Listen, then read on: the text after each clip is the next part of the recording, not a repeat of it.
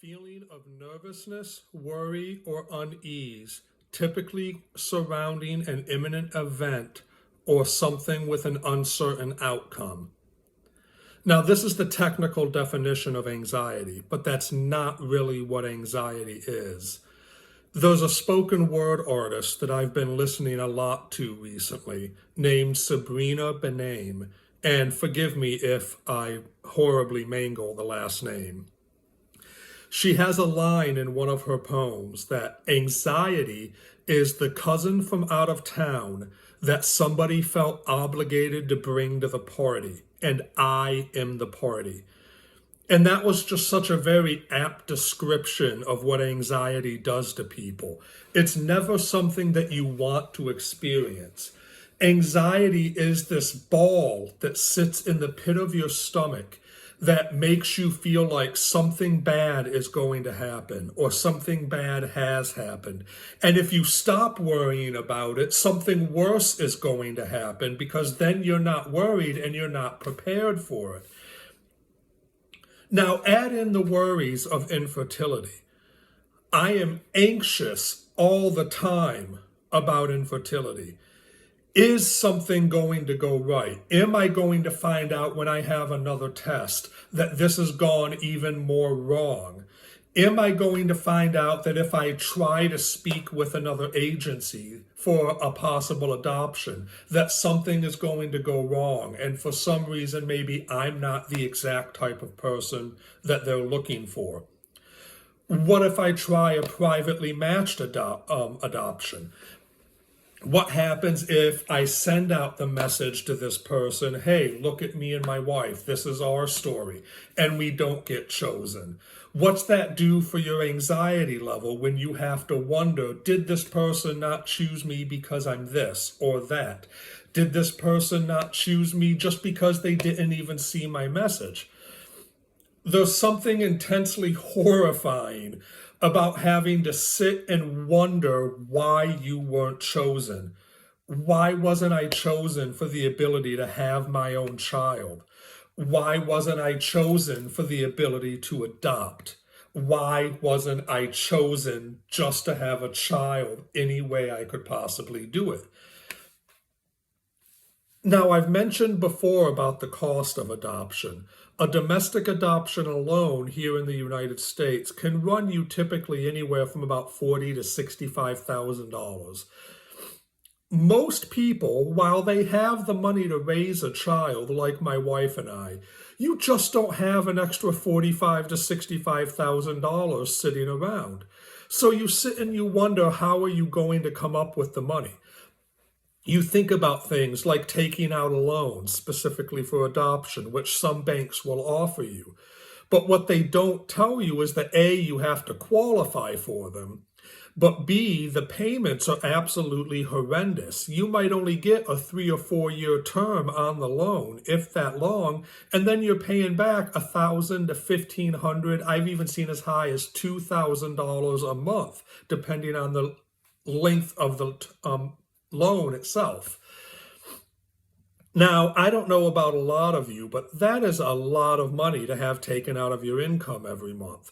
And sure, you could get the loan and maybe just decide, screw it, I'm not going to pay it back. What are they going to do? It's not like they're going to come take the child.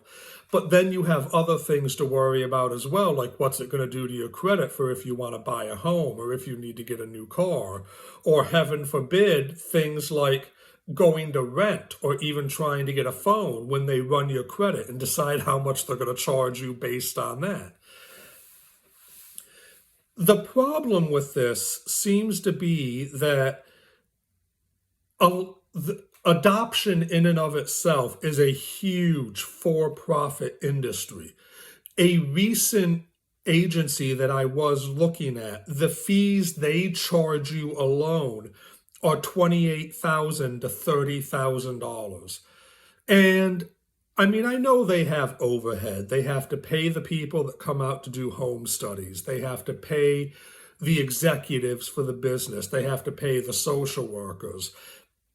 But it's difficult to understand where all of this money is going. And that's just another thing to be anxious about, because where am I going to get the money for all of this?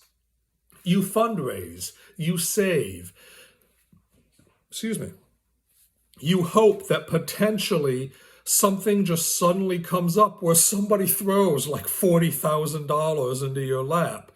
I don't even know what I would do at this point if somebody came to me and said, hey, listen, we know you need this money. Here is $30,000 or $40,000. Please go adopt a child with it. Even the privately matched adoptions, which is where, like, if I knew a young woman that was pregnant that didn't want her child or had a child already born that they didn't want, you go through the legal process of bringing that child into your home without having to go through something like state DCF or CPS or whatever they happen to call it in your area. Now, yes, there is always checks. Let's get that straight. There are background checks. They make sure that you're not a bad person. They don't just hand the baby over without any sort of a safety check. But that does actually save you a lot of money. But you're still looking at potentially $20,000, and that's if the adoptive family doesn't have to pay for medical care. If you're lucky, the person you've been connected with has insurance of their own to pay things like the baby checkups. If not, that's just additional cost. Back to the original part of this, though, with the anxiety, it really is just a physical pain, something that you sit and you think about all of the time. I sit here alone a lot of the time because at the moment my wife is with her family, and I wonder, is there something else I could have been doing? Would my wife potentially have a better chance at having a child if I wasn't in the picture? Maybe if there was somebody else trying with her. Now, that doesn't happen that often because, I love my wife. I don't plan on leaving her, and I know she loves me. But these are the things that you think about, because if I can't have this happiness, could I do something else to make sure my wife had it? And that's another thing to be anxious about. You never get to relax when you're in a situation like this. And it's just a horrible way to have to be when you're constantly wondering, what's next? Do I make this attempt? Do I risk even more pain by trying something else, speaking to another prospective mother, potentially speaking to another agency? Do I bring in even more stress and risk more anxiety and more pain and more suffering in order to get something that you really, really want? And ultimately, I will. I told somebody once before I met my wife, they had asked me, Philip, why do you constantly keep trying? And how is it that you become attached to a prospective partner so easily? And I looked at him for a minute, and it really kind of took me a few seconds to think about it because I never really had before. And I realized that no matter how much pain I go through, this thing on the other end of it, from pain to happiness, the happiness is so great that I'm willing to go through any amount of pain from the journey, from the beginning to the happiness. And that's what I told them. I'm willing to suffer the pain because I know there is something good at the end.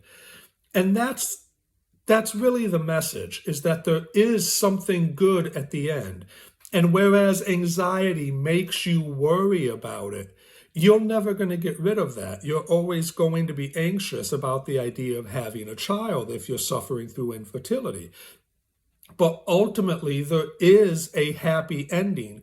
Suffer through the pain. It's going to be worth it. And remember that if you need to, contact me. I'll talk to people. I like to talk. There's a reason I make these videos. I kind of like the sound of my own voice, and I will talk a lot. Have a great day, be well, and don't worry, be happy.